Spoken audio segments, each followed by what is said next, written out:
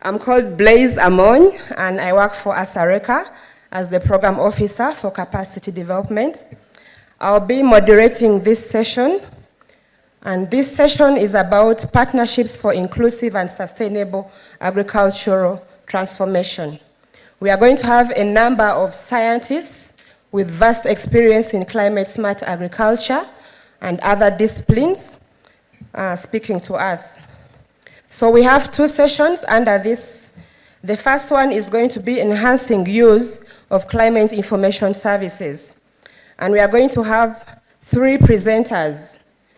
They will present as you note down a couple of questions or comments for them. So I would like to introduce my presenters for this session. We have Dr. John Recha from ILRI. We have Dr. Kindia Tesfaye. We have Dr. Henry Ojulong. So I would like to invite Dr. John Recha to give the first presentation. I'm John Recha, a research scientist with the International Livestock Research Institute. And I'm here specifically to give the first in a three-part series of presentations before my colleagues, Dr. Kindi Tesfaye of CIMIT and Dr. Henry Ojulong. And my talk briefly is about how a project on accelerating the impact of CGIAR climate research in Africa is related to impacting partnerships for scaling in the ASARECA region. For a start, this is a project that is funded by the World Bank, and the number of countries involved in the Eastern and Southern Africa region as core countries are three, that is Ethiopia, Kenya, and Zambia.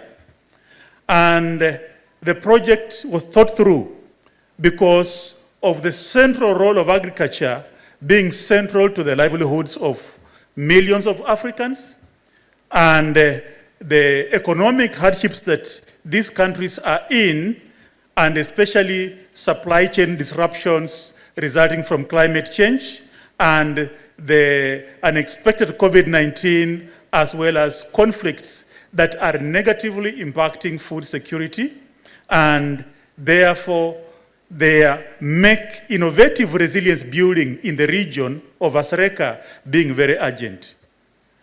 And as all of us know, increased temperature is likely to lead into the future to reduction in agricultural productivity by more than a third of the current production status, and climate variability, specifically the many extreme and high impact weather events like heavy rainfall, rain starting late, the rainy season being short, the floods, tropical cyclones, the droughts, the heat waves, the wildfires, the sandstorms, and the related effects of shortening of the growing season, emerging pests and diseases, all are contributing towards this food insecurity problem that we have. So, this very project is committed to the Malabo Declaration of Agricultural Transformation for shared prosperity in livelihoods in Africa, and at the same time committed to ending hunger in Africa where possible.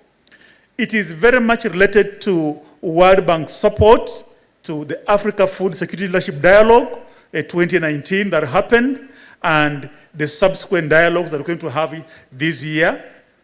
And hence, the strategic partnership that we have in this project is the World Bank bringing on board CGIAR research institutions to be able to share their innovative scientific findings, build capacity through training, and working together with different stakeholders to be able to end up having people who are knowledgeable in this field of climate-smart agriculture and specifically climate information. and hence the urgent need to support research and development for building the agri-food system resilience is part and parcel of it. What is happening in this project is that there is a component of generating or sharing knowledge, innovations, and tools to address critical gaps in climate information systems, as well as climate-smart agriculture provisions, and to promote them at large scale, and this can be done within Asareka region. The second component of this project and how it's working is building capacity through multi-actor partnerships, that is educational institutions, academia, research, and extension with the ministries of agriculture together with the development partners to be able to anticipate what kind of climate risks are there and how to accelerate prioritization, bundling, and uptake of best bet resilience building adaptive measures. And the third component is, where possible, contextualizing the specific climate-smart agriculture practices and technologies which are informed by digital tools, agricultural advisories, and bundling packages where possible for scaling. My colleagues who are going to come and speak after me will be able to give a little bit of how this is done. And so far, we are working to reach 1.5 million farmers and livestock keepers in the region in the pilot phase, hoping that this can be scaled up with altogether. And within this region, we'll basically say we are working with Asareka, we are working with the national ag research institutions, we are working with the meteorological departments, farmers and livestock keepers, non-governmental organizations, and women groups and the media to be able to make these innovations known. And as they are known, we seek to end up getting into more dialogue and be able to guide on how we can be able to accelerate development and scale out the learning that's coming out of this. Just to give an example on what is being done in one of the countries. One of the countries, and specifically Ethiopia, is we have worked on co-development of agricultural data hubs and decision support systems. We have worked on strengthening digital, climate, and agricultural services. We have worked also on supporting the National Meteorological Institute in being able to provide more targeted real-time climate information services and weather forecasts. We have participated in building capacity in public and private sector to be able to make use of climate information services for climate-smart agriculture innovations. We have also developed new partnerships and also strengthened those which are existing under the national frameworks for climate services in terms of governance to be able to scale up climate services in this country, but other countries around also learning from that because they are part of the IGAD system, which is specifically the IGAD Climate Predictions and Applications Center. And we have also been able to integrate digitally enabled climate smart options and tailored climate information and advisories into the services of exchange within Ethiopia. And to finish off, we have had discussions to be able to identify in Ethiopia, for example, what is the climate inclusion required and gender and social inclusion that's required to make climate smart agriculture packages to be relevant for the country. And then with that, we have worked on increasing awareness on the best bet climate smart agriculture options in key value chains, and we are now developing and promoting climate smart agriculture policies and investment plans. And with that, I give a chance to my colleague, Dr. Kindi Kesfaye, to come over, please, and give a brief overview of what you are working on. Thank you.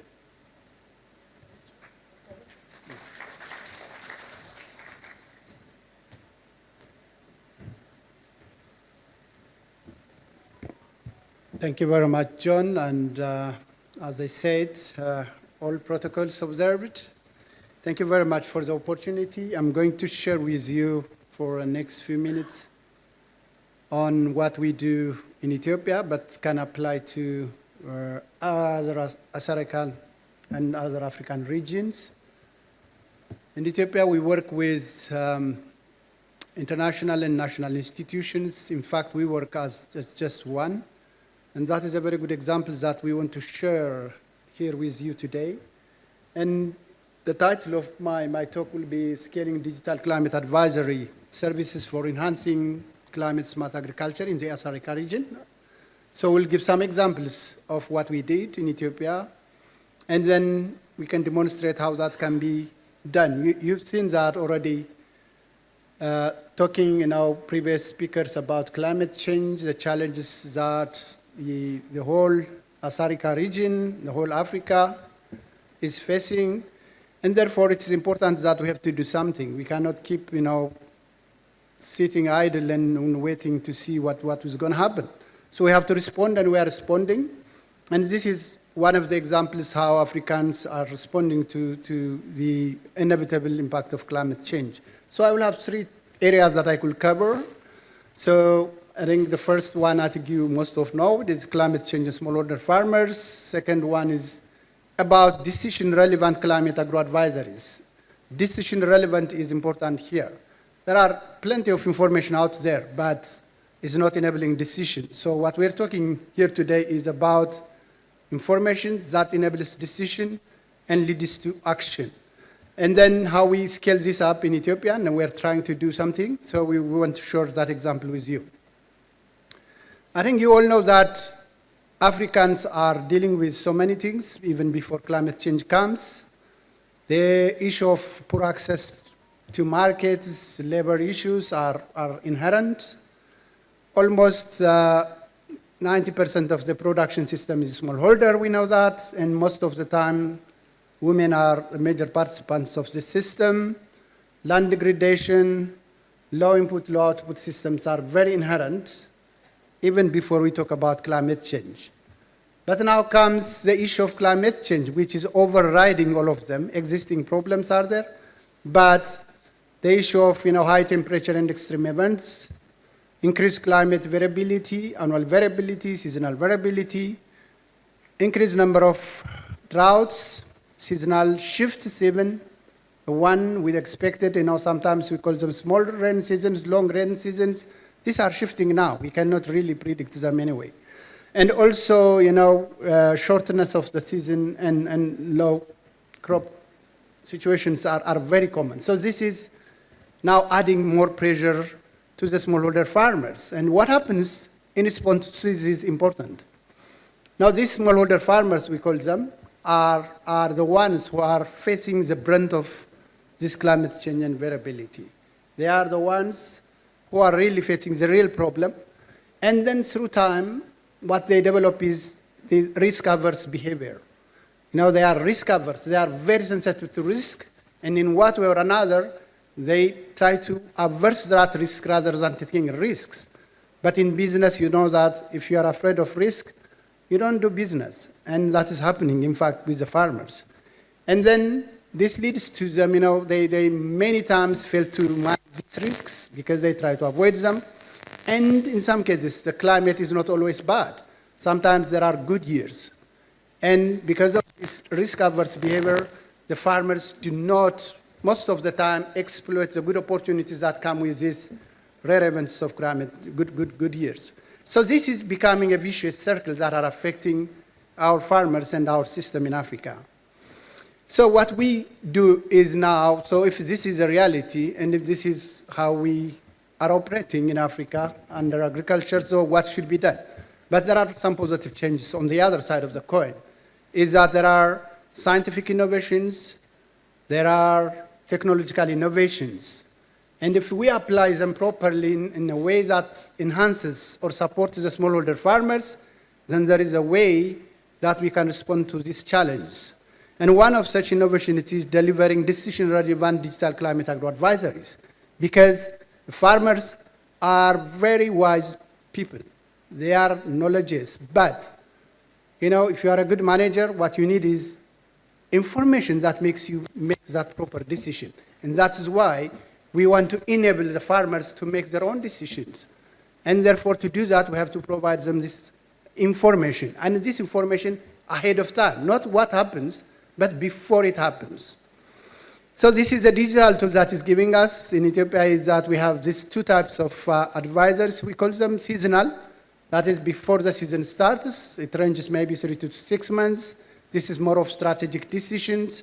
Land preparation, crop choice, and others are done ahead of the season. So what is the next season look like? So what should be done? What is the outlook of that? That is one. The other one is once the season starts, okay?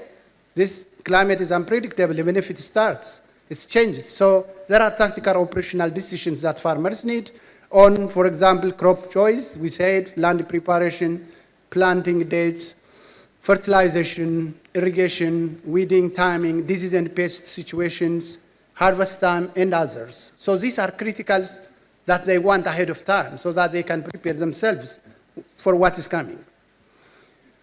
So in this process, there are ways that we have to follow. So delivering this decision-relevant information is not easy, on the other hand, because it has got its own processes and actions. Even if, the internet is providing all this information in one way or another, we don't know whether that information is right or wrong. So we have to do it in the right way. So this has takes, to the climate production, the forecasting. Our institutions, even national Mets, are doing that. Then we have to translate that into a meaningful way because the farmers do not know what climate forecasts are. Even if you tell them what is happening, then this is rainfall, so what? So that has to be changed. And then, so there are processes in these ones, I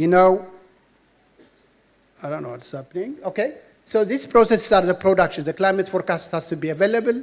And these forecasts are different time intervals, and they have to be translated into usable decision support advisories that are relevant to the climate, the farmers. And those ones has to be communicated. You have produced, you have translated, then you have to reach them in a way that is accessible to them, that is readable to them, and that is useful to them, which means that they have to have their own language and then their own way of accessing it. So they are not as savvy as, phones and other things like us. So they have to get it on the way they have to operate. So to do this, we have developed in Ethiopia what we call the Digital Climate Agro-Advisory Platform, which is a digital system which does 3 things together at a time, which is hosted at the Ethiopian Institute of Agricultural Research, who are available here, and also with the support of the international research institutes such as CIMMYT, where I come from, and other ones here, such as CIMMYT, Alliance, and ILRI are also involved in that. So this system is up and running, which provides this information. But this information is not usable unless it is reaching there. So we have collaborated with institutions, private and public, who can provide this, and also to reach to the ground level through the development agents, or simply we call them extension agents. And there are a couple of institutions that we work together, such as private sector, ministries, regional cooperatives, and unions to do that. So how do we give these ones? So we have different channels. So if we provide this information, we have to use different channels. One channel is not enough because one is appropriate for one group, the other one is not. So most farmers in Africa, that they can't read, they can't sometimes operate phones, so that they have to have their own way of getting this information. So for those who can access, short messages, we send short messages. For those who do not, we record them recorded voices. They can hear it without reading it. And also, development agents are assigned to those farmers who can assist them on that. And if they don't have mobile phones at all. And then for agents, such as private or public, there are mobile apps who can access that. And also there are a call center where you can call and ask, or you get information easily. And also sometimes during even the COVID era, we use the mass media as well. So there are different channels we apply here. So the kind of message that we send to them and information that we provide every time are like this with different languages. Local languages we apply. So we provide this kind of messages to them. And sometimes, we send this every 10 days. And whenever we stop this, they start asking, where is that information missing these days? So this is the kind of thing. So we have several languages are indicated here too, Amharic and Oromifa, but we use also other languages as well. And now, if you look at the scaling part, we started in 2020 to do this with a couple of farmers, and then now we're reaching almost more than 100,000 farmers in the last season with this one. And the different stakeholders involved are not only the farmers, but also those actors who are supporting the farmers. The dealers want this information when to market their products. And also the policymakers need to prepare for it, where to provide even permissions for imports and others. So there are different stakeholders, and this is important to work together. So in the last season, one important thing that I have to talk here is capacity building. If you have to scale this type of information, then you have to change first the mindset. In many cases, what we observed is that, who are you to predict climate? It is God-given. You can't change it. And some say, hey, you don't know, you become prophecies and things like that. So you have to go down and work with the farmers, with even others, the elders, the leaders, the religious leaders, that we're not changing what God is doing, but we're trying to understand what has God given us. And we want to use that to our benefit. So we did, several trainings for extension workers, for farmers, discussions, regular visits, and the cooperatives and unions are very good in this to support us. Thus, I think Atogorosu is here. I have to acknowledge that he's one of the union leaders, very, very actively involved in this, and others as well. So the capacity building, as you see it, we're providing this to those, because we have to tell them that this is important, how they use them, and how they can apply it, and whenever things are not good, how they provide feedback and all that. So, to the end, I think what we have learned from this is that developing climate agro-advisory services to smallholders is key for adapting smallholder systems to climate change in the ESA region. We cannot simply ignore what is coming and what the farmers are facing every day and wait, for them to respond by their own. So that is important. This is a key area. And this is, I think, an area that Asareka has to give an emphasis, as it was mentioned by different speakers this morning and yesterday. And the other important thing is that customized decision-relevant climate advisors are grassroots level using appropriate delivery channels. Appropriate delivery channels is important here, and languages, in fact. Even the languages are important, so one fits all doesn't work. It's possible, and this can be scaled across the ASARICA member countries. This is done. I think there is experience already, and this can be scaled up through cross-country learnings, cross-team visits, and others. Public-private partnership is important. That is growing up in Ethiopia, and it's shown that it is important, and also important in other countries. But I think one lesson we learned at the end of this is that the climate information is appreciated. They like it. Now they are asking even for it. But we found that it is not enough. Because, when the farmers, you give information, for example, we predicted a disease, and we tell them that a disease is coming in 1 month, and they have to prepare for, controlling it through this and that chemical. And the question comes, where do I get this chemical? How much is the price? It's the same thing for fertilizer and other inputs. So the question is coming, so it's a possibility of bundling this together with other agricultural services, such as, input supply, finance, and insurance and others. So there is a way to expand, but this is important for farmers. I think first creating the demand, then trying to work even addressing that demand. So bundling will be, I think, our future challenge. We have to provide these farmers and the digital services, and what we do are now creating this opportunity for us to do that. So we have to bundle that, and then a kind of one-stop service for the farmers. Everything they get, and then they are able, they are indigenous people, they are very good, they can respond to it. And I think we can do that. This is a partnership that is done. Many of institutions are working, starting from farmers, cooperatives, regional, Ministry of Agriculture, Bureaus of Agriculture, and others. This is a partnership. So, and that's why I think ASARICA is a media for this kind of partnership. Thank you very much indeed.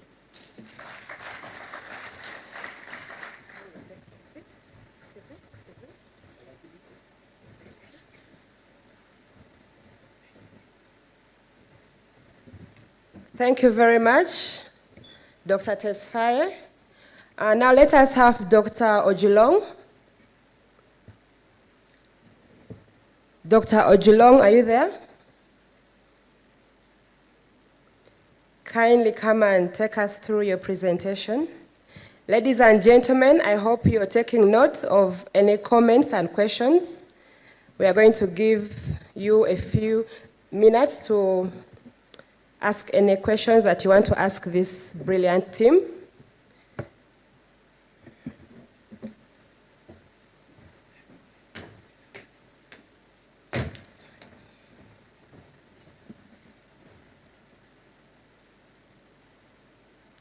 Yes, good afternoon, ladies and gentlemen. My name is Henry Ojulong. I work for ECRISAT as the finger millet and palmet breeder for Eastern Southern Africa.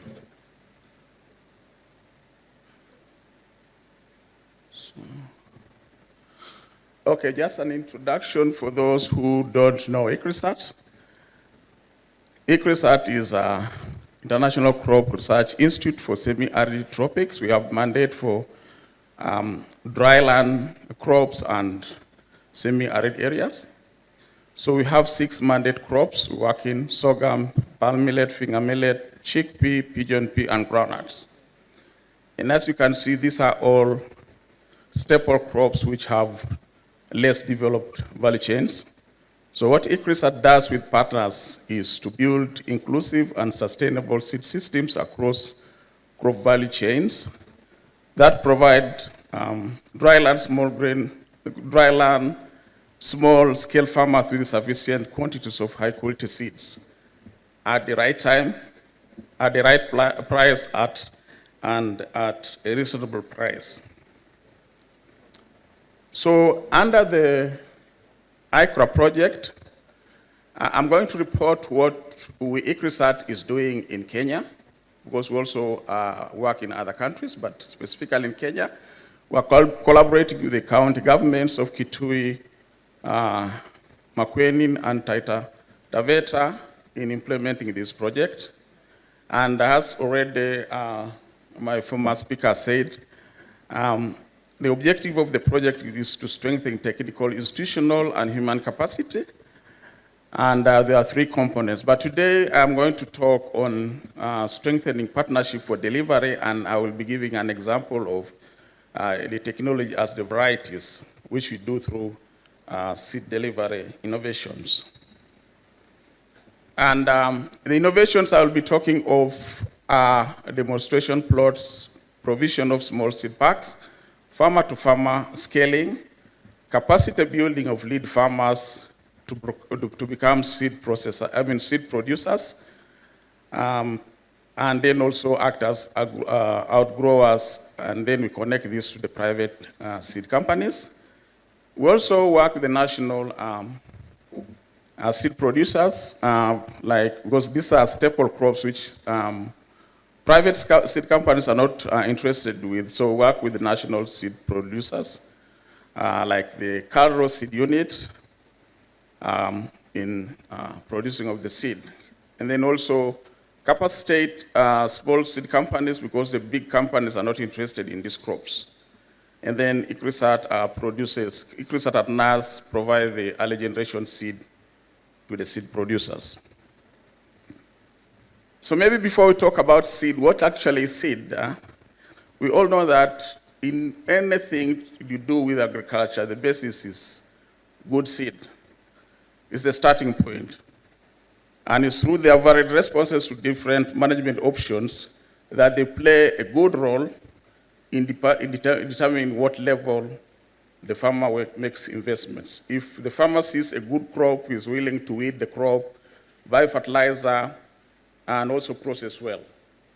And in Africa, small-scale farmers rely on low-quality seed, which they save and then they reuse.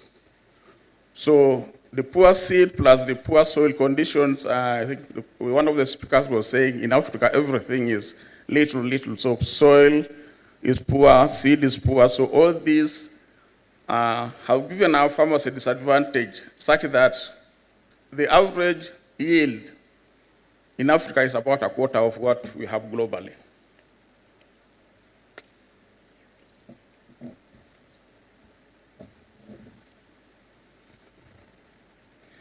So as far as the drought-tolerant crops production is concerned, it's mainly done by small-scale farmers and mainly using traditional and improved varieties. And there is very low adoption of improved varieties in drylands. And the low adoption of the improved varieties is mainly due to limited access. There are very many theories which have been put forward as to why farmers adopt, but a number of them come out clearly.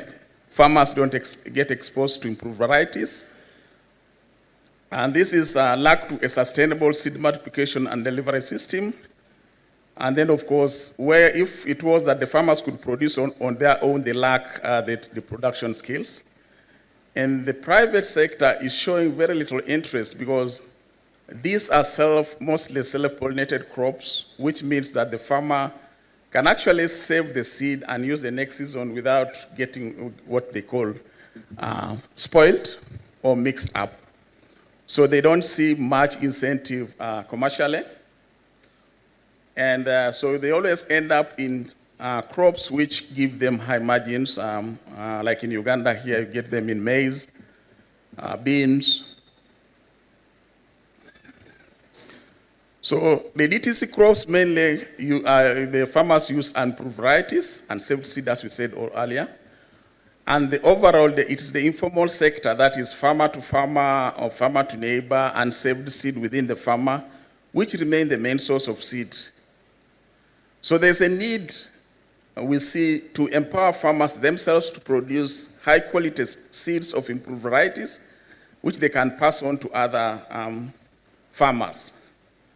And the best option is to develop the informal seed system, like enabling farmers, farmer groups, schools, church organizations, which can be encouraged to produce seed, which they can now sell to other farmers. And then with the aim that eventually this will transform into semi-formal and formal seed systems.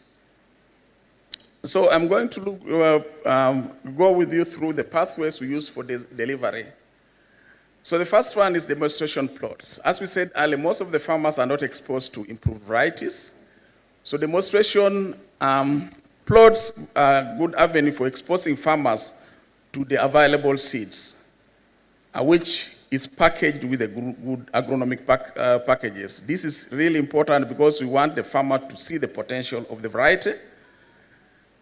So this acts as farmer learning schools, but above all, farmers can appreciate the different diversity of the varieties available, and they also pick interest to test these varieties. So usually at the end of it, because usually demonstration plot is put in a farmer group, so at the end of it, the members can now share the seed such that in the next harvest, they have access to that seed.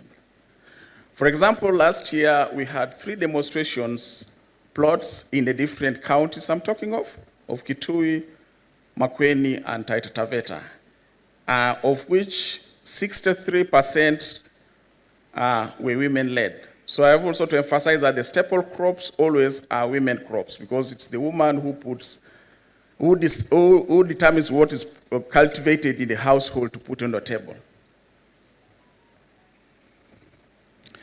The second approach we use is provision of small seed packs. So providing affordable seed packs for as little as a cup, because you can be surprised how much it costs. It costs like a cup of coffee, which I think in Uganda here is about what? Less than $1. It's about 30 cents or 50 cents. So we provide that to different farmers with the new varieties at a minimal risk. So the varieties are packed in min packs of 0.5 to 1 kilogram. The advantage also of the staple crops is that they need a small seeding rate. So you are talking of about 5 kilograms to 10 kilograms per hectare. So 0.5 can plant a 10 by 10 meter plot, which is a good demonstration to the farmer. So inside it, we put informative level, which contains the agronomic packages, and also in this case, because we want to encourage farmer to farmer, we shall give information on possible areas other farmers will get that seed. So giving an example of the project, during the 2022 short period, we had 1,530 farmers which were reached with seed of drought-tolerant crops, which included palm millet, sorghum, and pigeon pea. This year, the long rains, that is the March, May, April season, we reached 15,115 farmers with the seed, of which again 72% were women. The table on your right breaks down the composition by gender and county. So for example, in Kitui, we had 80% of the recipients were women, and then Makueni, 70%, Taita Taveta, 68%. So the numbers of women being more than men is both intentional and also it is by design. Usually when you talk of staple crops, it's the women who come in, but also because we know that when women get the seed, they usually, there are high chances of them giving to other farmers who are their fellow women. So that's why we also, at times, particularly target women. Now, experience working with small seed packs is that once you give a farmer a package, other farmers will be interested to see how that crop works. And on average, you'll find that at the end of the season, that farmer will give 3 to 5 fellow farmers the same seed. So you have a multiplier effect of minimal 3 times what you give the farmer to about 5 times.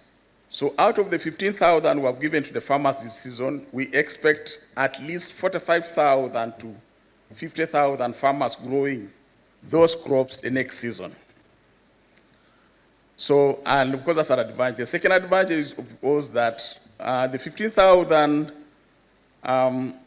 we're able to meet 15,000 farmers with little seed. So it is one of the easy ways of reaching a large number of farmers who, in most of the cases, are predominantly women. And because of the small size of the plot, you are asking the farmer to test the variety in. Most of the farmers are willing to try because they know even if they lost, there's not a big loss either in time or finance, instead of you telling to plant 1 acre. The other venue of promotion of seed are field days. Field days is a very good forum under which farmers are exposed to different varieties at maturity stage where they see the full potential of the varieties. So, and then also at that occasion, we take the opportunity to educate farmers on the different good agronomical practices. So the farmer will see what good seed can do under good agronomic practices. And usually because they are very impressed, then they will end up taking the seed. At the same time, we give farmers choices, and then they are requested to evaluate the material, select, in this case, 1 cereal variety and 1 legume variety which they think is doing best. The officers on ground take advantage, mainly the extension officers and rest of it, take the records on the number of farmers who came in, the different combinations they select, and then we prepare to give them the mini packs to plant the next season. In last season, for example, we had 10 field days organized in collaboration with the county governments. Under each, we had 451 farmers participating. And the results is what informed us actually to give the seed this season. And attendance were different stakeholders as a demonstration. Of course, the first one, the demonstration was farmers.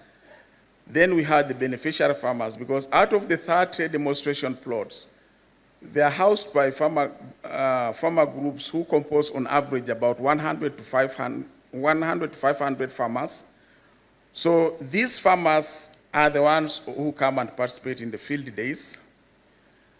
Then we have agro-dealers who would be interested to see what type of varieties are available which they can pick up and sell the next, contact the different growers to grow for them and then they sell. And then also representatives of financial institutions. For example, in Kenya, there are already institutions which give loans to farmers to do the agriculture. And they also have exhibitions where the value chain actors showcase their products. These are mainly inputs which they would be interested to entice farmers to buy in the coming season. The other aspect is the capacity building, whereby we emphasize on training our different stakeholders to produce either informal, semi-informal, or eventually be contracted to produce formal seed. The other interesting aspect, of course, with the DTC crops is that most of them are self-pollinating. And if it's a self-pollinating crop, then it's easier to produce seed. So even farmers can do the production. And then also issues like isolation distance is not long, so even small-scale farmers with the small land holdings can still produce seed as opposed to cross-pollinated, whereby there are many restrictions. So we train extension staff as TOTs, who in turn train the farmers and agro-dealers in seed production. So this makes it easier for us to train more participants for the seed production. And then in this particular project, as in other related projects dealing mainly with staple crops, we try to intentionally target women and youth. Women, of course, because they are the main actors.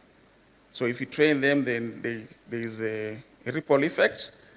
And youth, because seed, for example, forms one of those nodes in the food chain where the youth are willing to participate, because in most of the cases they don't want to participate in the whole value chain because of the low returns and also the long time which the crop takes for them to gain the income. So we do establish demonstration seed production plots which we use for training of the lead farmers. And then farmer and farmer group producers and then train in gaps like isolation distance, proper spacing, weed and pest control, roughing of types, and then proper harvesting of the seed.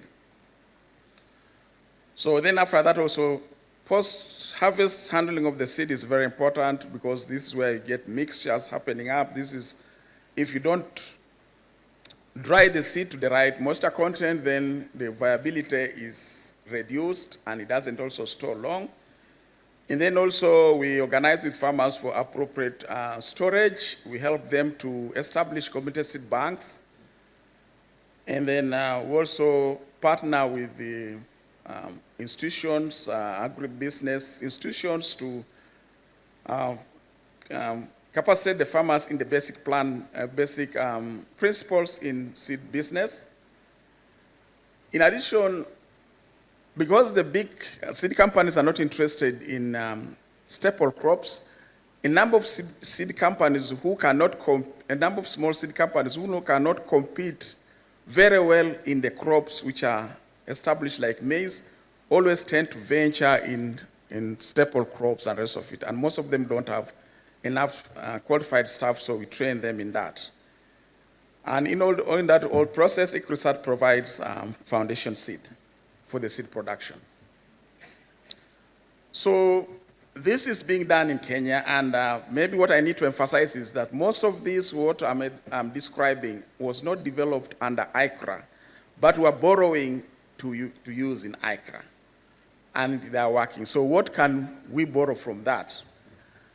So ECRISAT are the partners, mainly the national partners in the region, have been working together, and it's becoming obvious that in the next 5 or so years, we are not likely to be seeing a full functional, formal system of our staple crops. So there is a need for us to go hybrid way. Hybrid in the matter that we combine a number of strategies. The first one, of course, the community seed systems, which will be there in the next 5 years, I assure you. But then we need to improve it, as I indicated, training the farmers, making them pick the right varieties. And then we have the semi-formal system, which actually even the African Union has also recognized. So under it, we have a division of responsibility. So we have community seed production will mainly do the OPVs because it's very easy to produce. And since they're also very close to their fellow farmers, then they can be able to satisfy the demand of the small-scale farmers. And then also we can, under that, we have an arrangement whereby the farmer and farmer group seed growers actually can become outgrowers of seed companies. So the seed companies can outsource the service. They just bring in the regulatory body to inspect the seed, and then they package it as formal seed system. But above all, also need to work on a fully fledged formal seed system, which in this case can work more on the hybrids. Sorghum and palm millet hybrids are becoming more common because they offer 40 to 65% increase in yield, and they're already picking up. For example, in Sudan, they're already working. In Kenya, they're about coming up. Zimbabwe is working on them. So there is, Uganda is already submitting material for release.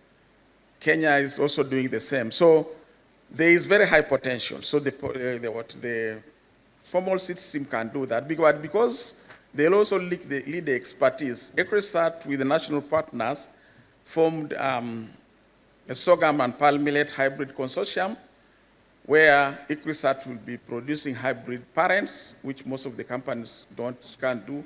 And then the companies do combinations to bring hybrid seed. That was my last slide. Thank you very much.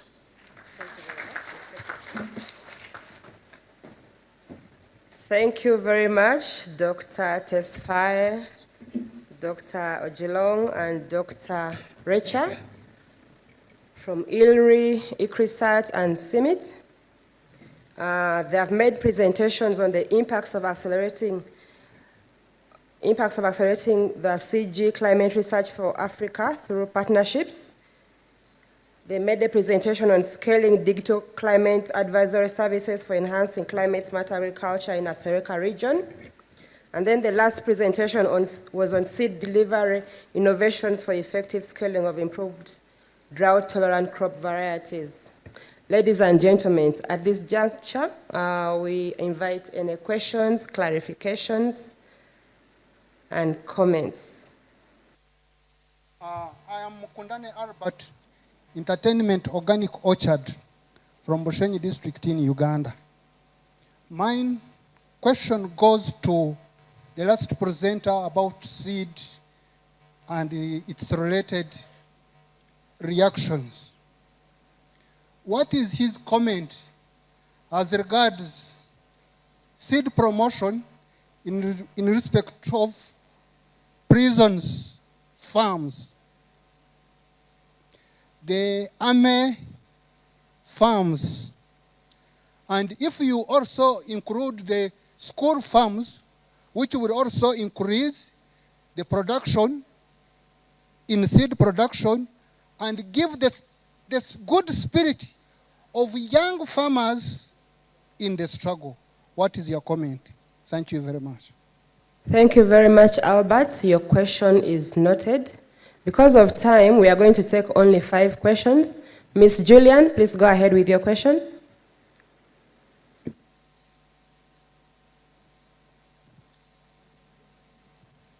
I'm Dr. Julian Adieri, a doctor in agriculture and rural transformation I'm saying thank you to our presenters. We've learned a lot to do today.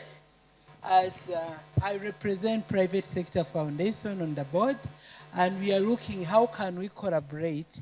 We get the experience from the wonderful presenter, we put it into practice. We own an institute in Noya Farm Institute, where we do outdoor hands-on experience, outdoor hands-on training. So we train the farmers. How can we get the good experiences and we do it better, and how can we collaborate? We are saying thanks so much, and we need you actually to come and help us to develop a well-organized structure of transforming, especially our informal sector workers. Thanks so much. And I request for the numbers. Thank you, Dr. Omala. The presenters will provide their numbers after. You can meet them outside after their session. Next question, please. 3, 4, then 5. Please go ahead.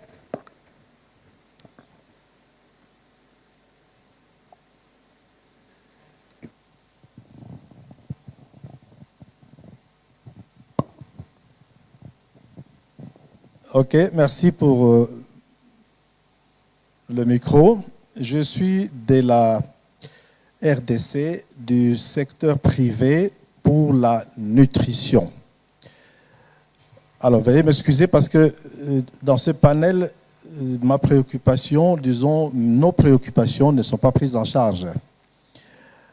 Je remarque avec satisfaction qu'il y a beaucoup d'efforts dans la production, dans la valorisation des chaînes de valeur. Je ne sais pas à qui je pose la question, mais je pose la question à vous qui êtes là. Il y a des partenariats, mais tout c'est pour augmenter la production, et je crains qu'il y ait des montagnes de produits agricoles avec toutes ces recherches, beaucoup de commerce, mais en fin de compte, moi qui suis pour le secteur privé, pour l'amélioration de la nutrition, j'ai toujours ma soif de voir quand est-ce que ces produits vont arriver dans la bouche des consommateurs. Vous allez remarquer que nous sommes en Afrique avec beaucoup de produits d'importation. Et ceux qui nous vendent les produits qui viennent d'ailleurs, ils font beaucoup d'efforts marketing pour que les produits arrivent dans nos assiettes, jusqu'à dans nos écoles. Nos écoles sont envahies comme des agressions. Qu'est-ce qu'il y a, à côté de tous ces efforts de la production,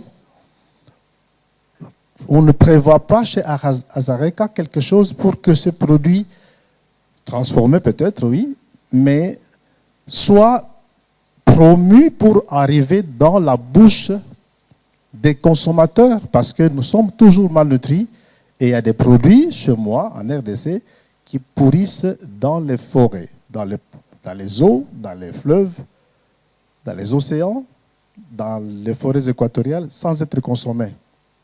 C'est un problème sérieux. C'est comme un vélo avec une seule pédale. Chaque fois, on fonce, mais il n'y a pas une autre pédale qui prend le relais pour consommer. Ça, c'est un problème. Merci. Merci beaucoup. Let us have the next question. Yeah. Dr. Roganzo. Yeah, thank you for the presenter. I have 2 questions. The first one goes to the first presenter, John. He talked about a number of climate smart agriculture technologies, and he mentions a case of study of one country, Ethiopia. The question is now how those climate smart agriculture technologies can reach other Azareka countries in the region. Second, goes to the second presenter. In one of his slides, he shows a number of people reached using different communication pathways. My question again is, I didn't get well that chart, whether it translates the level of adoption by the users of the digital information. It is just to get a clarification on that one. Thank you. Thank you, Dr. Roganzu. And then our last question.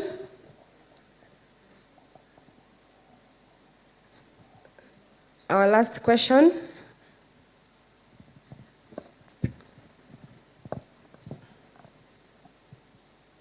Thank you very much. I would like to thank all the three presenters for the very good information they conveyed. My question goes to Dr. Tesfaye. As he explicitly said, digital climate advisory services can help small-scale producers and other value chain actors to build resilience to climate change impacts that threaten the present and the future agri-food services. My question there is, when we are doing that digital climate change advisory, how accurate are they as compared to the actual occurrence? Have you taken any assessment? Secondly, have you taken the feedback from the farmers and the other users of these technologies, how they are useful to the end users? Thank you so much. Very brilliant question there. Let me take one more from this side. I didn't have any question from this side, so it is going to be the last one. Please write down your questions, and then the presenters will be available after this session, and you'll interact with them one-on-one. Because of time, let us have the last question. Thank you. I would like to thank the presenters for the nice presentation. I'm not sure to whom my question goes. Seed is important. Quality seed is important, particularly in the dry areas. It's more important even in the dry areas. My question is, low adoption of improved seeds in lowland areas may not be due to seed unavailability. It's more than that. Drought's a problem in the dry areas, and drought comes in many forms. It could be late start. It could be mid-season drought. It could be early cessation. You see, so farmers have to, to do with various scenarios.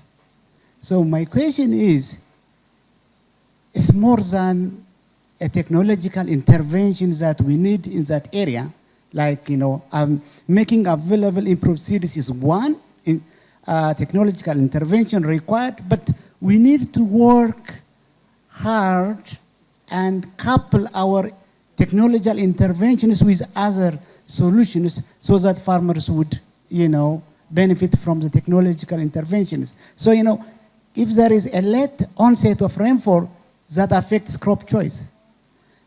If rain comes, early and farmers make a decision, then it has an implication on agronomic practice like fertilization and things like that. So my question is, is a suggestion, we need to have a different approach, a systems approach to address the farmers, and you and others have to work together, otherwise it will be partial solutions. Thank you very much. Thank you very much for that. I would like to invite our panelists, our presenters, to respond to the questions, and they can use their desk microphones. Can we start with Dr. Richa in that order? Thank you. Yes, thank you very much for the question about availability of CSA technologies. I only gave an example of what is happening in Ethiopia just because that was what we had documented quickly. But there are also very many good innovations in the other neighboring countries. In the ASARECA member countries, which are 14 plus, this is what can be able to happen so that the technologies and practices around climate-smart agriculture can reach them. Three major ways I think about. One is the peer-to-peer learning and knowledge exchange.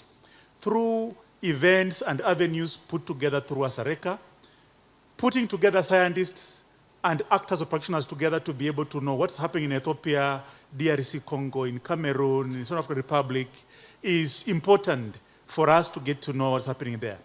Secondly, there is a transfer of technologies, protocols which have been established by the ASARECA member countries, and we are in a bloc which could be the IGAD or East African Community or ECAS, and there is a way these technologies can be transferred from one country to another using established protocols.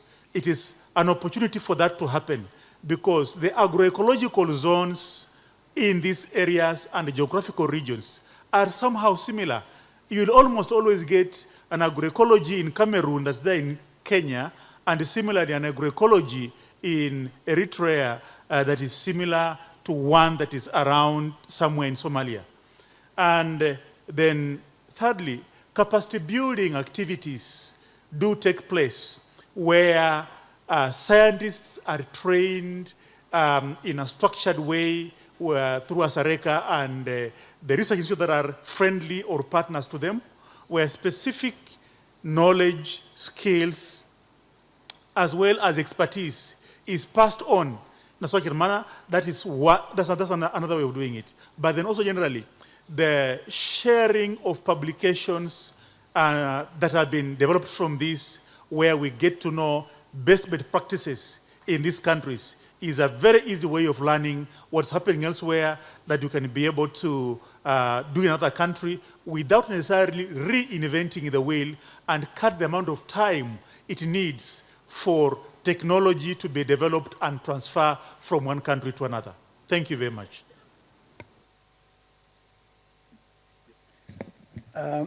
Thank you very much. Thank you also for raising these important questions and suggestions. They are really important. I want to address them somehow, some of them which are not directly, but somehow indirectly. I think the issue of private sector, role of the private sector has been raised by two speakers. Yes, I agree with you. The private sector has a role to play, and it has been playing, but I think a greater role is needed in Africa in the agri-food system pathway, not only in just in one or two areas, but also in the whole agri-food system value chain, the private sector should play. But I think sometimes we see that some private sector thinks to do it alone, the public to do it alone, but I think these two things do not go in separate ways. I think there is a way that there is a lot of things to be done in a mutual and a very understanding ways. So I think coming together, planning and sharing roles and responsibilities will solve this kind of issues. And the private sector, I think, as it is growing in Africa, will definitely play a role. But the private sector should not also think that everything should be privatized. There are areas that the public sectors can roll, but also the public sector also should also support the engagement of the private sector where, it can solve some of the burdens that the public sector cannot solve. So maybe an example I would give, from my presentation is one of the private sector involved. I think I would like to recognize Ms. Yenenesh here, the director of the Directorate of the Extension Service in Ethiopia. She is encouraging private extension to now the private sector to get involved with the public extension system, to work together, not only to run parallel, but also the private sector working with the public extension system. So that kind of model is important. So that shows that these two sectors can work together. So I think that is important. I think my colleague, you raised it from DRC. Yes, consumption is important. Yes, production is important. Yes, transportation is important. Yes, processing is important. So in all of those ones, I think the most important thing is to find our niches and where we can contribute together. So all of them are important. There is no one important, the other important. Naturally, we give focus on production because it is the starting point, but it doesn't mean that these are not, the other parts are not important. They are critically important. And also, most of the loss, even after production, comes after post-harvest management. Even post-harvest management is the least treated in many cases. So there is very much important issues to be addressed there. And I think the best way is to sit down and plan and work together. One other question is on the pathways for communication. Yes, we use different communication channels to deliver those information. But the thing is that there are diverse stakeholders in there. So one communication doesn't really fit to the other. In many ways, those who read, who can use technologies, they can prefer most of the SMS, and they can easily read text. But there are farmers who do not read and write, and they prefer the voice, the recorded voice message. But extension workers are both educated, and they are very good at operating with technologies and mobiles. They prefer the mobile apps. So they are provided with mobile apps. But for others, they don't even like any of those. They simply want to just call and ask. I have to ask, I have to talk to. So they prefer the call center. In many cases, in many areas also, we see that still people are preferring the mass media, the conventional mass media. So using them is still also important. So I think there is no one for the other type. It is, I think you have to understand your audience, your customers, and then disaggregate them based on their needs. So the most important keyword here is deliver based on the needs that these final stakeholders want. The issue of accuracy of the climate services, yes, they are very important. I think that is the reason why we made this more calibrated to the certain countries, regions specific to those ones. These days, if you go to the internet, you can find this information. But the problem is you don't know whether that is accurate or not, and nobody will take responsibility for it. But this one is well researched, well tested, calibrated, and done. So yes, they are calibrated, they are accurate, but when say accurate, we're not saying that we are 100% accurate because we're talking about future. So it's about forecast. Forecasts are based on probabilities. So we use those probabilities, but in most cases we checked them. They are very good at, better than any product, but should be, I think the phrase is that they are not 100% perfect. We are trying to understand nature, and we are working towards that. But I think these are customized, so there's no risk that we provide, something we don't know, we don't provide to the farmers. Even if we are not certain, we are not certain. We don't provide that information. We provide only when we are sure and when the probabilities are very closer to reality. So that is it. The feedback, yes, we have a feedback system. That is the most important one. If there is no feedback, there is no improvement. That thing is that we have continuous interactions, even person to person, but also we have call center to get feedback from anyone who is calling, receiving the information, but also we also run surveys. So we run surveys, we check how they do feel, how they use it, for what purpose, and all that. So we have a feedback system already in place. I think the final question raised was the bundling I talked about lastly. Going alone doesn't really solve the problem, I agree. Yes, we have to work. The seed system has to work with the other ones. The climate information is important. The fertilizer is important. The seed is important. And also the actors along these ones are important. So unless we bring these things in a very synchronized and harmonized manner, we run with our own ways always, and then the farmers are handicapped. So in many ways, yes, the future is bundling them, bringing those all services in one. But I think that's why we said the climate information can be used as a nucleus to bring in the other services together, because it guides all what is coming in the future. And based on that, preparations could be done. Then technologies can be packaged and can be delivered to the end users who are, actually we call them the smallholder farmers. Thank you. Okay, thank you. Let me answer on seed. So maybe let me start with the easiest. The lady, about how can we collaborate. So when I was presenting, I said ECRISAT with the national partners. So I assume you're from Uganda. The lady who asked about how we can collaborate. If you are from Uganda? Yes, yes. Yeah, we work with the national program. So we work with the Nasari, Naro Nasari. So we, as I indicated, we, CRISAT and partners have been going through those. We had a project, for example, with the Nasari in the early 2010s, 2000 to 2010, whereby we did a lot of field demonstrations, field days and demonstrations. And then we promoted 2 varieties. The people who grow finger millet would know. U15 is one of is the hot cake for finger millet and P224. No seed company is producing those varieties literally, but almost all farmers have those. They basically use that. Farmers produce the seed and then they also give to their partners. So the next phase we are going now with the Nasari would be trying to promote this to semi-formal systems. We're also working with trying to work with a number of seed companies, although we're getting a lot of resistance. There's Victoria Seed and Equator Seed, but the uptake is not good. It's not very promising. It's not very promising, so we are working on that.